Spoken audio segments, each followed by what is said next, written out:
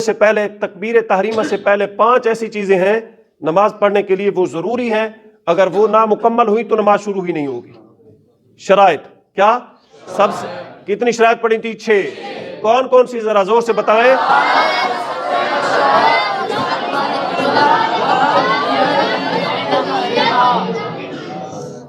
یہ کیا ہے؟ طہارت، ستر عورت، استقبال قبلہ، وقت، نیت، تکبیر تحریمہ۔ ٹھیک ہے؟ چونکہ اس طہارت کے اندر ہم نے استنجا پڑھ لیا۔ کیا پڑھا؟ لفظ کیا ہے؟ استنجا نہیں ہے، کیا ہے؟ وہ ہم نے پچھلی 2 راتوں میں اللہ کے فضل و کرم سے پڑھا، طریقہ بھی کس طرح کرنا ہے وہ سارے کا سارا ہم نے پڑھا۔ رات ہم نے شروع کیا تھا وضو کے فرائض۔ آپ بتا دیں وضو کے فرائض کتنے بتائے تھے؟ کتنے؟ 4۔ کتنے فرض ہیں؟ 4۔ کون کون سے؟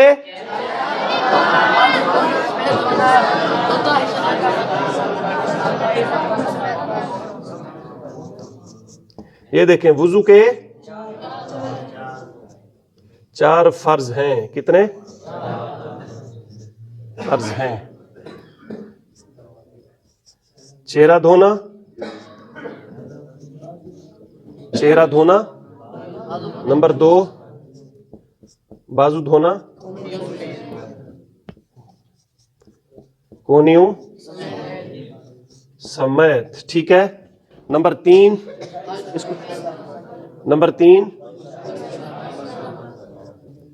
چوتھائی سر کا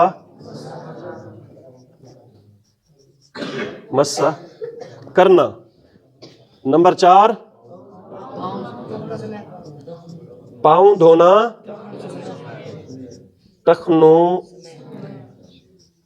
سمیت۔ یہ تھے وضو کے فرض جو کہ ہم نے رات پڑھے۔ چہرے کی لوکیشن بھی پڑھی، بازو کا طریقہ بھی پڑھا، چوتھائی سر کا مسح بھی، بلکہ پورا سنت مسح بھی آپ کو بتا دیا گیا رات۔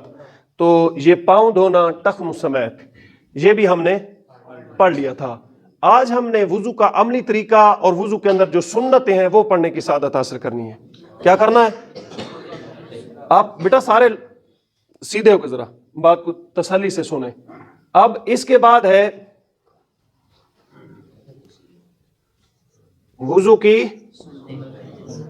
کی سنتیں۔ کیا؟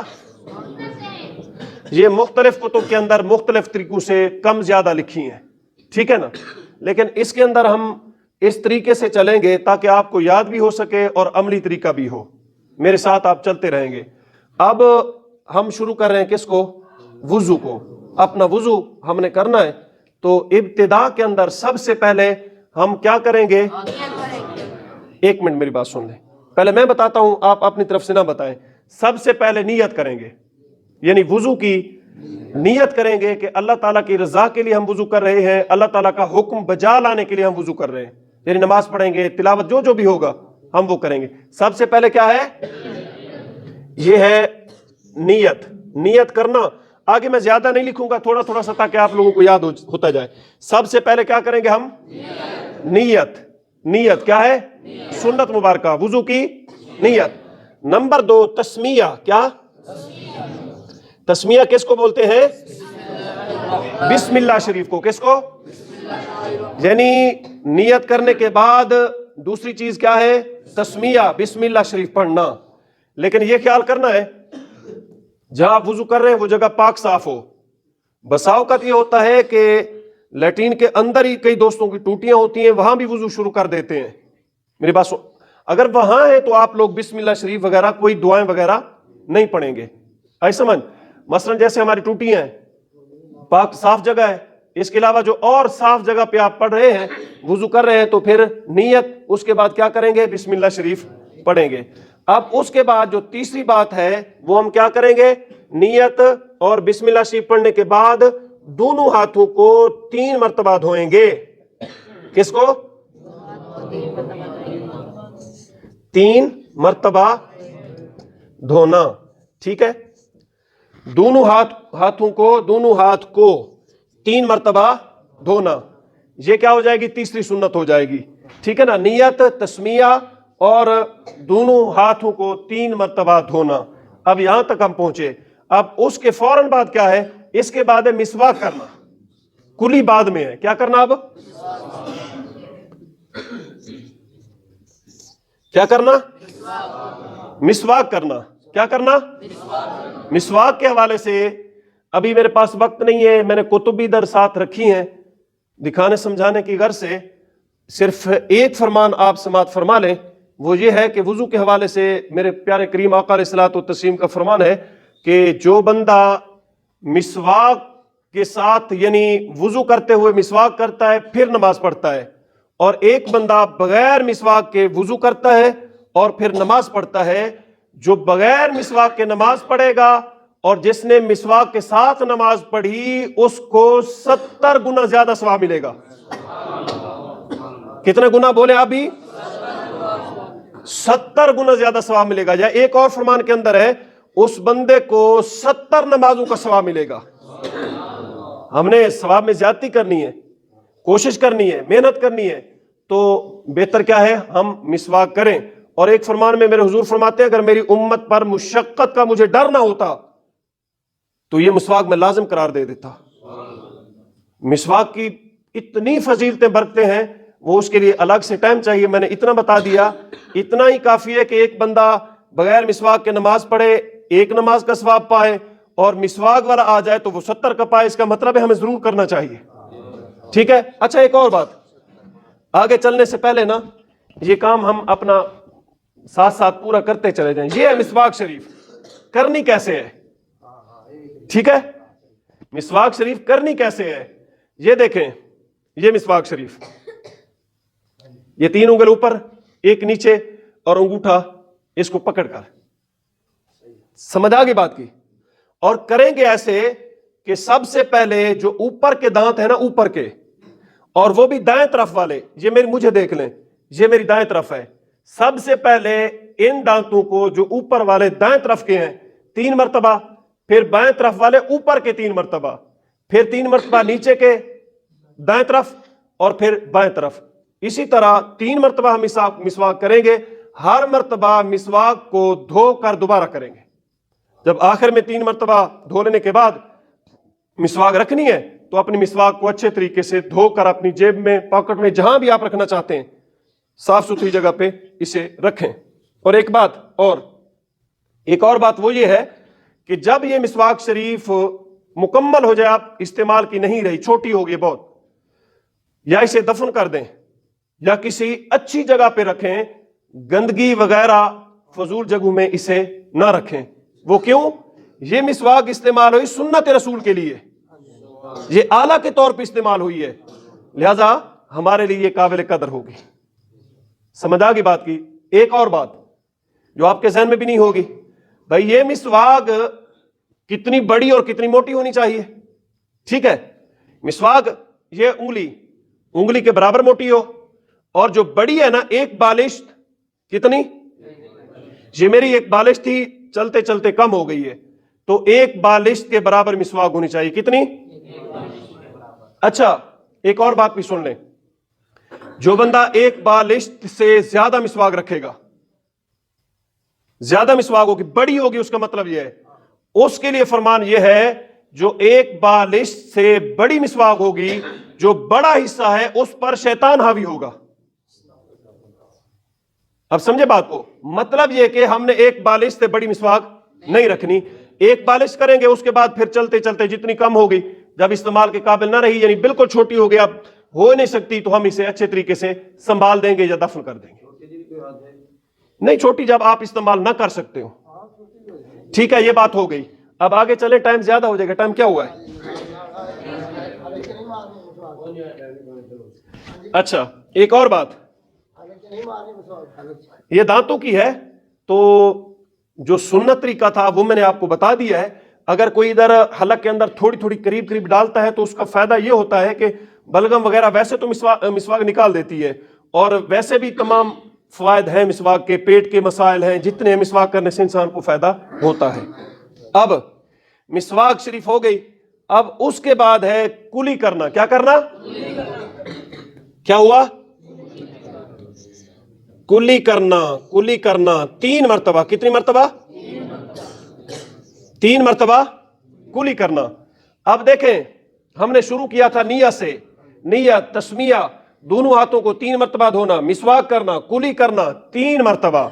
ये जो कुली करनी है ना, इसके अंदर भी आप एहतियात करेंगे, मुंह के अंदर अच्छे तरीके से पानी जाए।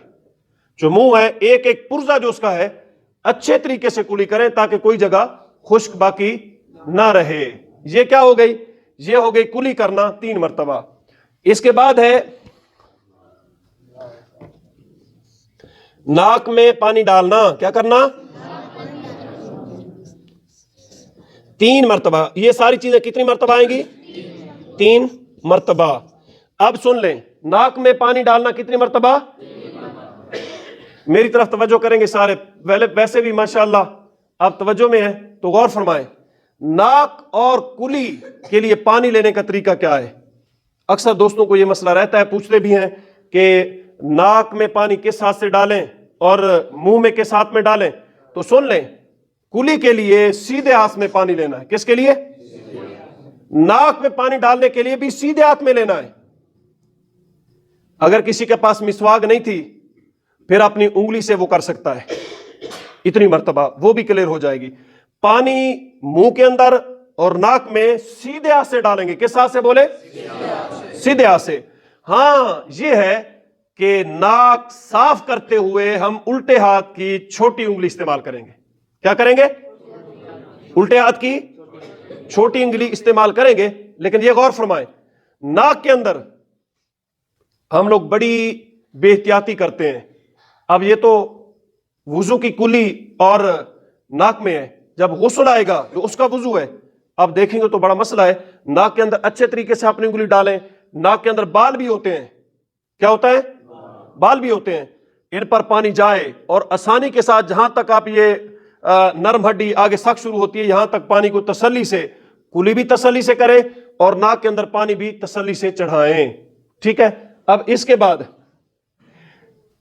उसूलन चेहरा धोना फर्ज है। क्या है? 1 मरतबा, जो रात बल्कि ऊपर लिखा हुआ भी है, चेहरा धोना फर्ज है 1 मरतबा पानी। 3 मरतबा चेहरा धोना सुन्नत है। क्या है? 3 मरतबा चेहरा धोना, 3 मरतबा।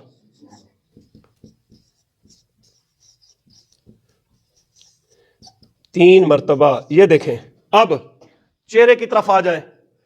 चेहरे में भी हम बड़ी गलती करते हैं। अल्लाह करे ऐसा ना हो, गलती ना हो। गलती क्या होती है?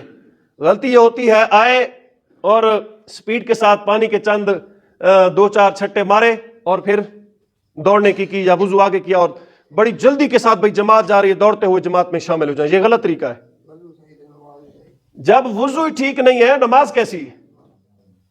कुछ भी नहीं है। फिर पहला नंबर क्या है? वुजू है। वुजू ठीक होगा फिर नमाज के लिए जाएंगे। अब चेहरा धोना। ये देखें, ये आंखें हैं ना, आंखें मेरी देख लें, आप अपनी देखें। जब खोलेंगे तो इनका ऊपर वाला हिस्सा अंदर चला जाता है। जाता है सबका या मेरा ही जाता है? सबका ऐसे। और नीचे वाला हिस्सा ये भी इसी तरह है। और ये क्या कहते हैं? इसे अबरू कहते हैं। बोले, ये कहते हैं। और इनके ऊपर, आंख के ऊपर भी बाल होते हैं, ये भी है।